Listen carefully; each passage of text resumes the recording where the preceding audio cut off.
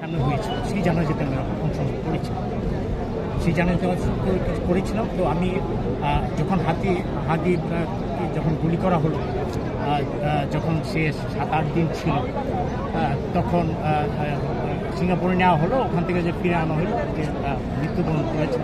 আমি ফেসবুকে স্ট্যাটাস করেছিলাম যে আল্লাহ আমাকে বাঁচিয়ে রাখে, হাদির যে জানাজা হবে সেই জানাজা হয়ে যাবে। তো মনের আবেগ থেকে, ভালোবাসা থেকে। হাদি একজন সৎ, শিক্ষিত এবং ভালো একটা ছেলে ছিল। আপনি জানেন যে সে ঢাকা 8 আসনের নির্বাচনে একজন প্রার্থী ছিল। সে যখন প্রচার করতে যাইতেন, উপর থেকে কে বা কারা ময়লা পানি ফেলেছিল, কারণ হাদি বলেছিল ময়লা পানি ফালেন, অসুবিধা নাই, আমরা বারবার আপনাদের কাছে যাব। এই যে একটা মেসেজ, যে কোনো কিছুই সে নেগেটিভভাবে নেয়নি। সে আধিপত্য বিরোধী যে ইয়ে ছিল, বিদেশি যে আধিপত্য বিরোধী ইয়ে ছিল, সেটা কঠোরভাবে সে দেশপ্রেমিক। সে একজন কি বলবো, যে স্বাধীনতা সার্বভৌমত্বের জন্য হাদি নিজের জীবনকে বিলিয়ে দিয়েছে। সে বলেছে আমাকে গুলি করতে চাও, করো, অসুবিধা নেই, আমি মরে গেলে আমার যে আমার সন্তানটাকে তোমরা দেখে রাখো। এই যে তার একটা মেসেজ, যে তার সন্তানকে দেখে রাখার জন্য সে বুঝতে পেরেছিল যে তাকে হয়তো হত্যা করতে পারে বিভিন্নভাবে।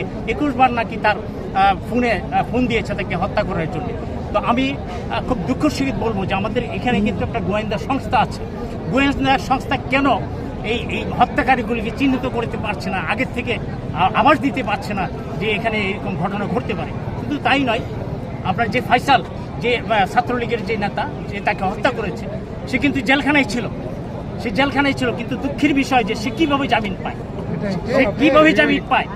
আজকে এই হাদি মরে নাই। হাদি আমাদের হৃদয়ের 18 কোটি মানুষের হৃদয়ে স্থান পেয়েছে। এই হাদির সততা, নিষ্ঠা, আমরা এই দেশকে এগিয়ে নিয়ে যাব, তাকে লালন করবো।